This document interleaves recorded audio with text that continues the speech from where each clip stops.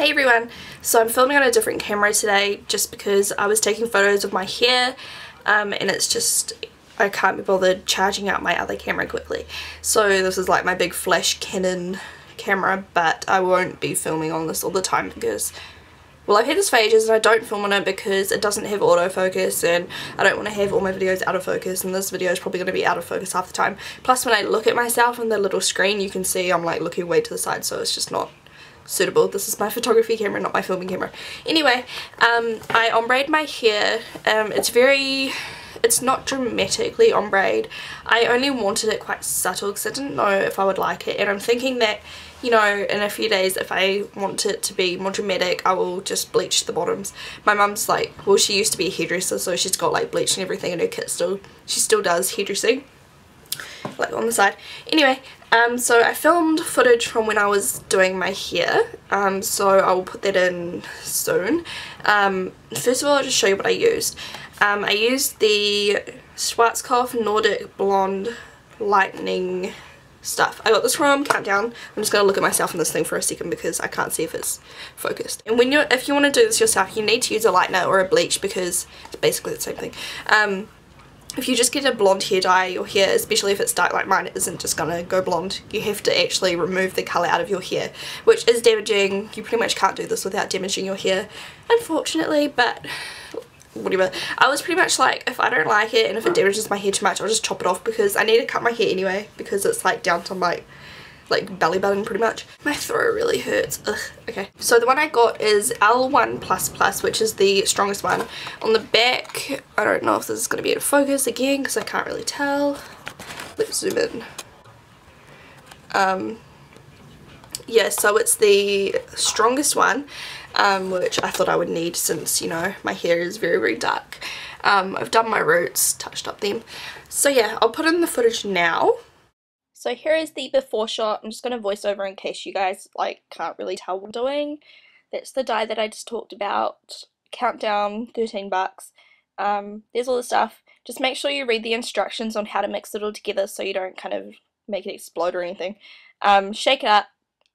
Basically all I did was just poured it onto the ends. I started at the bottom so that the majority of like the time in my hair, like the bleach in my hair, was at the bottom, so the bottom would obviously be the lightest, and then I just worked my way up. So as you can see, I'm just putting more in and I'm going higher and higher each time just so that the top bits have like the least amount of time exposed to the bleach.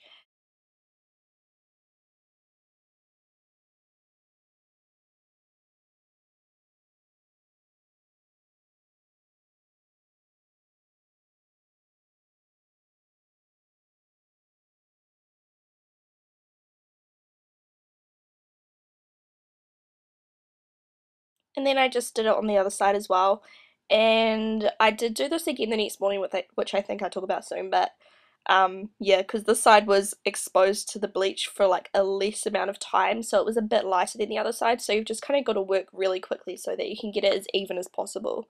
And you can already see that the bleach is working, the bottoms are already lightening, and you'll be able to see it. And what I did was I actually wrapped up my hair in tin foil just to create some more heat so that the bleach worked its magic a bit faster. 45 minutes and then you rinse off. So after I did all this, I did do it a second time this morning. I just put in a little bit more because it wasn't even on both sides, and still this side here isn't as obvious, I suppose. Like, it's not as light as the other side, but I'll just show you. I'll just go over to the window so that it's brighter so you can kind of see. It's just kind of like a caramelly browny colour. Kind of orange at the bottom, but I'll just tone it.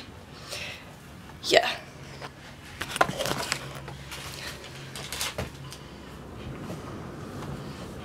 So yeah, you can see that the side is more vibrant. It kind of works better if I hold it up.